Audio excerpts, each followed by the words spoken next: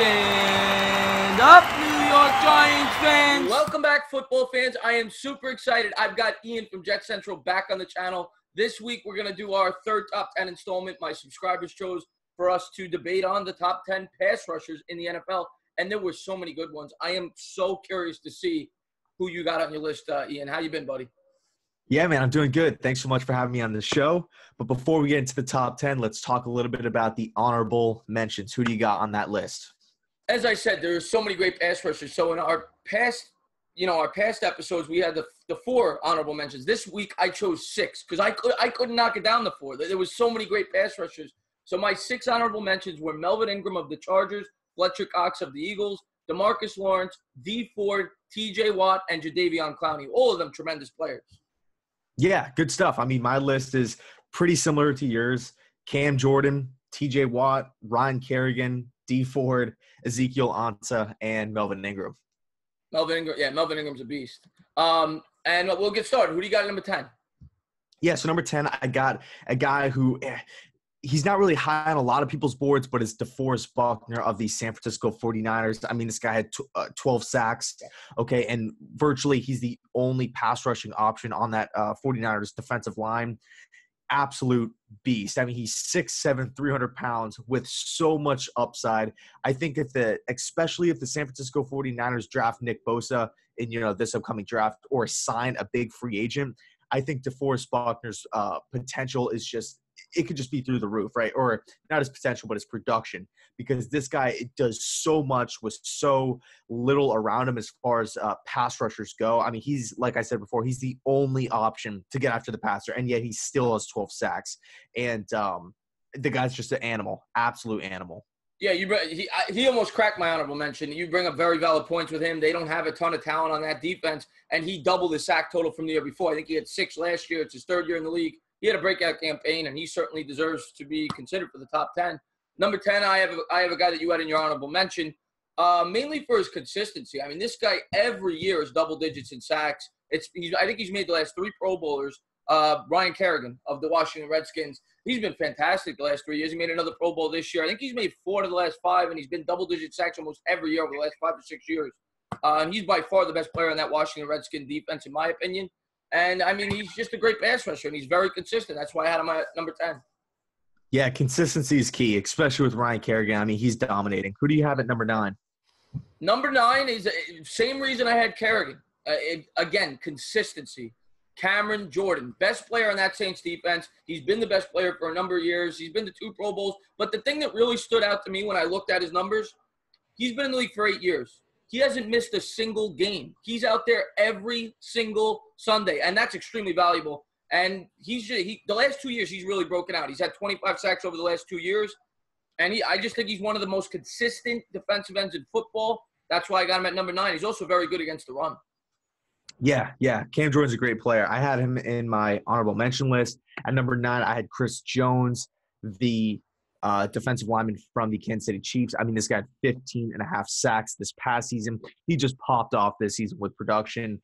And he's still a really young player, right? He's still on his rookie deal.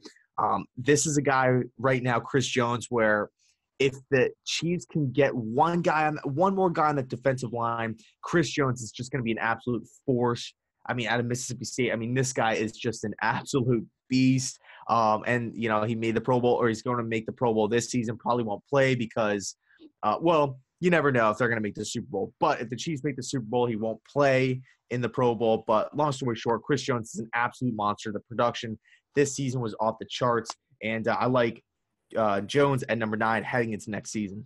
Yeah, I mean, between him and D. Ford, it's amazing to me that the Chiefs' defense was as bad as it was this year. I mean, because they have a lot of talented players on that defense. And you really saw it last week with D. Ford in particular played an unbelievable game in the second week of the playoffs, first week for them. But yeah, he's a tremendous player, and he almost cracked my list as well. Number 8. Yeah, I didn't mean to cut you off, but not to mention they run the 3-4 defense over there in Kansas City, and I think to kind of build upon your point of, because I know you said that the Chiefs defense, it's a horrible defense by the numbers. I feel like one of the reasons why is because the offense is so good that teams are just throwing so much that it gives the pass rushers so many opportunities to rush the passer. So that's why I feel like the sack numbers are high.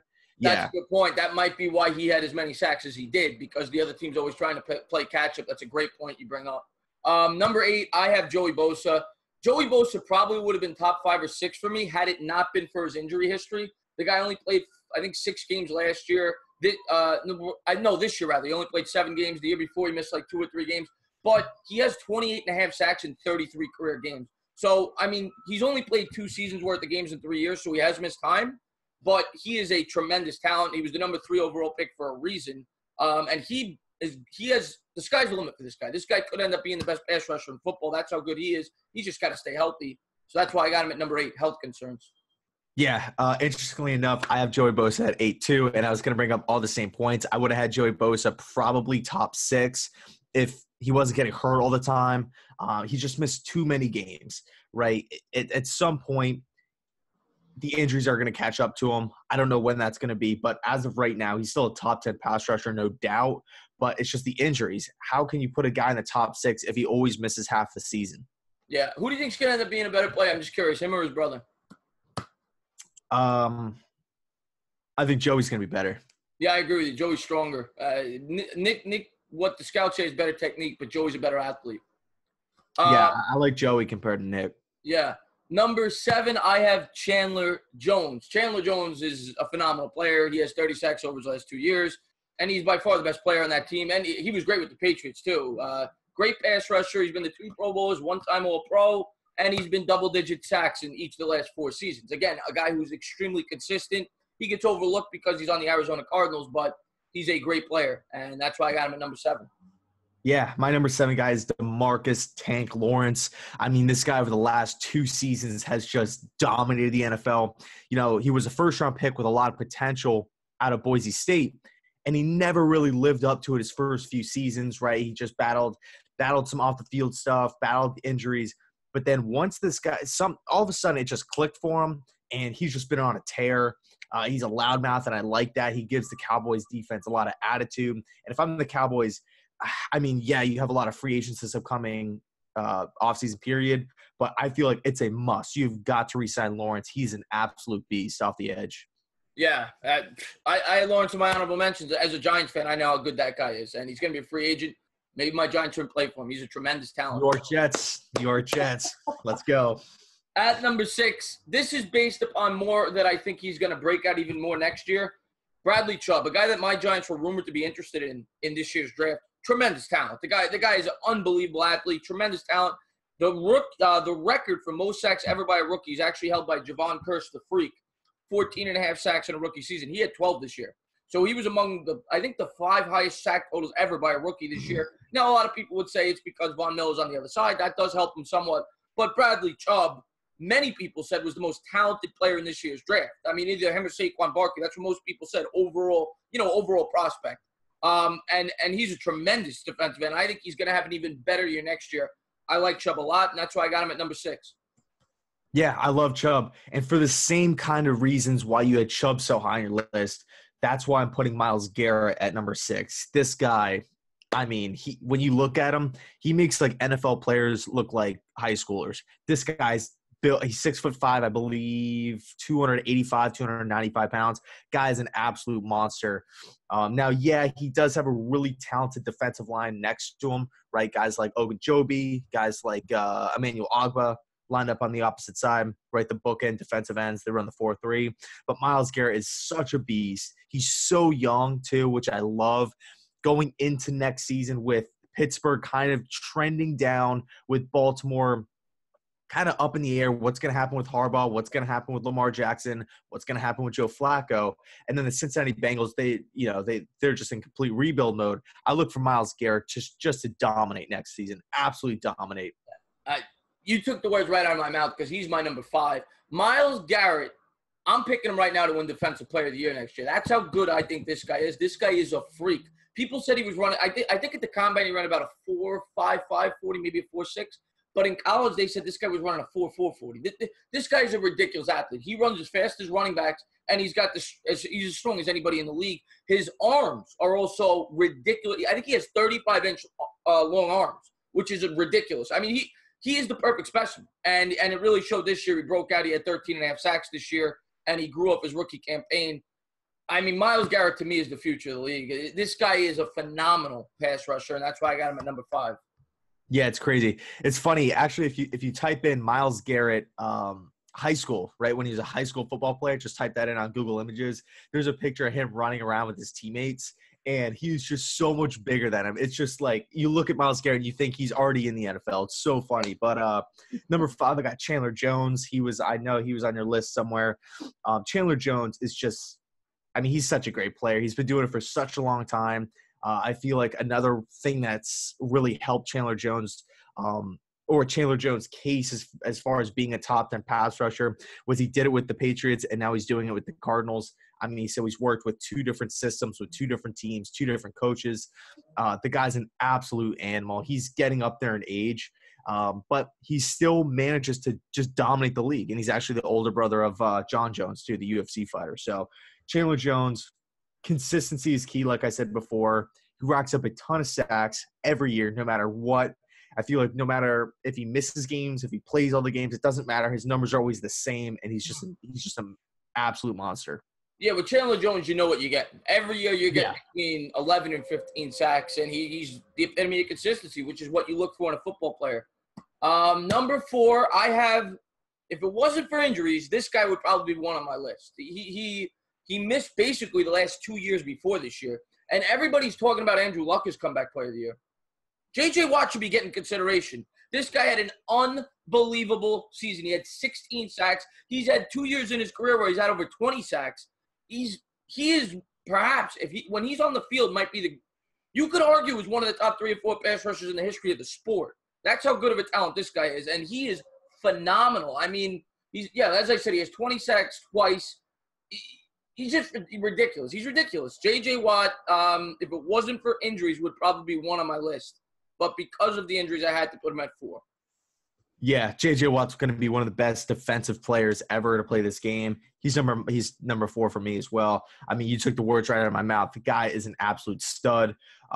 Consistency, power, speed, great teammate, great guy off the field, great pass rushing artist. The guy does it all. He was doing it before Jadeveon Clowney. He's doing it after Jadeveon Clowney. The guy's just an absolute monster.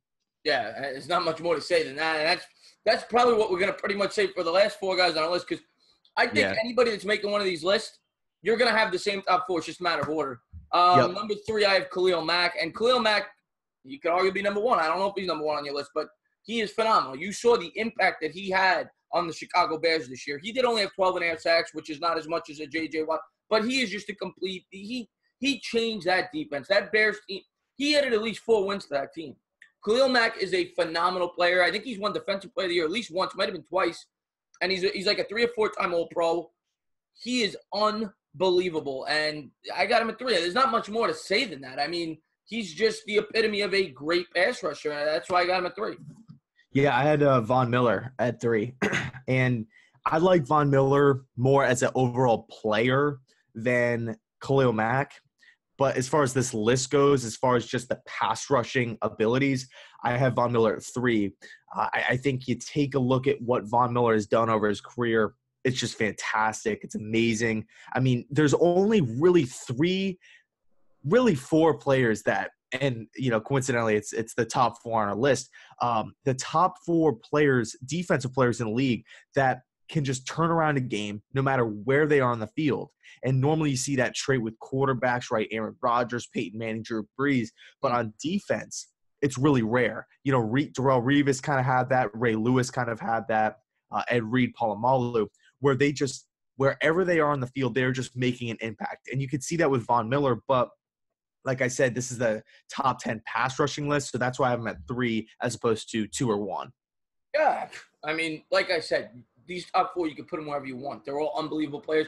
These guys are as valuable to their teams as quarterbacks are. That's how valuable these guys are. They're unbelievable. At number 2, I have Aaron Donald, whom most people probably have at 1, and I was back and forth. I mean, he had 20.5 sacks as an interior lineman. That's ridiculous. That's unheard of. He is the perfect football player. He is unbelievable. I remember when he came into the league, people were a little down on him. They said he was undersized. I think he's only 6 feet tall. But same thing. I mean, another guy that comes to mind is not on my list, but Elvis Dumerville was another guy that was an undersized pass rusher that succeeded in the league. I think he was 5'10". But Aaron Donald is just unbelievable. There's not much more to say. He's going to win Defensive Player of the Year this year, and he is the best interior lineman probably that I've ever seen. I mean, that's how good this guy is. And a guy that reminds me of him actually in this year's upcoming draft is Quinnen Williams of Alabama. I think he could be a similar type of player. I'm not going to say he's going to be as good. Aaron Donald's probably the best interior lineman in the history of the sport, or definitely in the top 3 or 4. But that's why I got him at number 2. Yeah, Aaron Donald's an absolute beast. And it's funny you brought up Quinnen Williams. I actually think his pro or a rookie that kind of compares to him more is Ed Oliver, an undersized guy with a lot of power. Good point. Moving on. My number 2 guy, I got Khalil Mack, Chicago Bears, former Oakland Raider. Khalil Mack, I mean, what more can we say? I mean, it's really the same traits here. Power, speed. He has so many pass rushing tactics up his sleeves, right? He has a great spin move. He's a great where he comes around the edge, and he gets leverage so well. Khalil Mack is just, I mean, he's a beast, and game after game, year after year, all he does is rush the passer. Guy's a monster. He's an absolute monster, and I feel like I'm repeating myself because that number 1, I got Von Miller, the guy you had at 3, and like I said, they're interchangeable. The guy has 98 sacks already in his career. I think the record is like 220. No, maybe it might be 200 on the nose. I looked it up. I don't remember. But he might break it. I mean, I think he's 28 or 29. He has a shot to break that record. He has double-digit sacks every single year of his career but 1. And I think he got hurt that year. And I remember watching that Super Bowl with the Broncos. That was one of the best individual defensive performances I've ever seen in a big spot like that. And Von Miller, to me, he's the best defensive player in the sport. I've always loved watching him play. And, yeah, I just love him, man. I can't say much more because, like you said, these guys all have the same traits. J.J. Watt, Khalil Mack, Aaron Donald, Von Miller. Go down the line. They're all extremely fast. They're all extremely powerful. They all have great – they all are complete players that could get after the quarterback. But I got Von Miller at 1. Fair enough, man. I got Aaron Donald, the second best player in the league behind Aaron Rodgers. I mean, you take a look at Aaron Donald's numbers this last season. You take a look at the tape. You just watch him play. This is arguably the best defensive season ever by a player. What Aaron Donald's done from the interior defensive line. I mean, he's double teamed over 70%, and he still manages to not only lead the league in sacks, but to get over 20.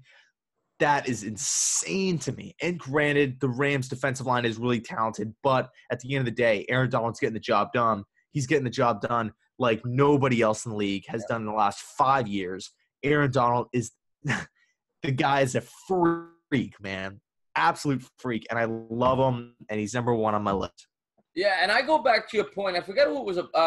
We were talking about a pass rusher that was on a team that threw a lot. I can't remember. Ford. The Chiefs, Steve Ford. It's not like that with Donald either, because I don't know the numbers in front of me, but I would imagine the Rams are pretty high up there in time of possession. They run the ball with Gurley, and he still had that many sacks for an interior lineman. It's just remarkable. It really is. It is remarkable the year that Aaron Donald had. It's amongst one of the 3 or 4 greatest years I've ever seen an individual defensive player have. That's how good of a year it was. Yeah, I think the one thing that really separates the top 4 guys, right, J.J. Watt, Khalil Mack, Von Miller, and then, of course, Donald, is that offensive coordinators, head coaches, they're preparing for these guys. They're coming up with game plans each and every week to neutralize these guys, to shut them down, yet they still dominate from a week-to-week basis, and that's what makes these guys so special. Now, I got a question for you. Out of the guys outside of the top 4, give me the 2 guys that are most likely to crack that top 4 next year. I don't really mention guys. They could be young guys that you didn't have on your list. Give me the 2 guys that you think will crack that top 4 next year, or could. Well, the thing is about cracking the top 4, I don't really see any of these guys overtaking the top 4 guys. I don't really think that at the over a 1-year span at the end of next season we can seriously say that one of these guys are, they're hands down better than Khalil Mack. The only one I could kind of see falling off is J.J. Watt because of injuries and age. But I guess just to not overcomplicate things. Two guys that I would really look for, Myles Garrett, because I really think he could do some damage. But then again, Steve Wilkes is the defensive coordinator over there. I don't really know how that's going to work. And then number two, I guess it's the toss-up between Deforest, Buckner, and Bradley Chub, who is not on my list. But I just really like Buckner's potential because of his size. I mean, the guy is 6'7", 300 pounds, and he's lean as hell. And he has no other pass rushing options. I mean, Solomon was a good pick. Armstead was a decent pick. They're good players in their own right. But as far as like a pass rusher goes, like a defensive end, I mean, there's no other person on the Niners that you have to prepare for other than Buckner, and he gets 12 sacks and his size. He's a fantastic player. I almost put him on my list. He's a fantastic player. I mean, Myles Garrett, you took the words out of my mouth. I actually think he will crack this top four. I think he's going to be the best player in football next year. I'm calling right now he's going to win Defensive Player of the Year. I love Myles Garrett. And I would say either Bosa or Bradley Chub. Joey Bosa or Bradley Chub, if Bosa can stay healthy. If Bosa can stay healthy, he's probably on that level already. He's got to stay healthy. That's the problem with him. And Chubb's, we saw what he did this year. But so any issues with my list? I mean, I knew going in our top four was going to be the same. And it's just a matter of preference after that, who you think has more potential, how you want to rank them. But what was your biggest issue with my list? To be honest with you, I didn't really have any issues because, number one, there's so many great pass rushers in the league, and it's a pass rushing list. So what it really comes down to is your personal preference, right? When we're only judging the ability to rush the passer. I guess my only flaw, if I had to pick one, would be not putting Aaron Donald one. No, but that's pretty much it. Yeah, I mean, Aaron Donald, if it was based off this year, Aaron Donald would absolutely be one. And I almost put him one. I said, I'm going to switch it up. I like Von Miller a lot. Like I said, I could have done 1A, 1B, 1C, 1D. All those guys are almost. I wasn't saying it was like a problem. No, I know. Yeah. Yeah. So. But it's the same for you, man. This list, it explains itself. I mean, we could have 4 or 5 other guys on this list that we didn't even put in the honorable mention. There's so many great pass rushers. One thing I will say that the sack numbers are a little flawed if you compare era to era. Like a guy like Strahan, for example. I'm just going to bring him up because I'm a Giants fan. The year that he had 22.5 sacks, which I can't remember the year, off the top of my head, I can't remember. But it was about 15 years ago.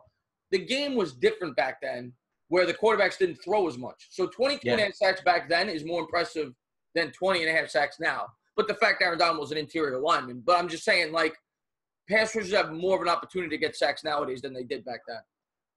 Yeah, for sure. Just with running the football and whatnot, you didn't really see all these like 40-point games and stuff like that. Do you know, quick little fun fact, do you know who held the record before Strahan? Reggie White.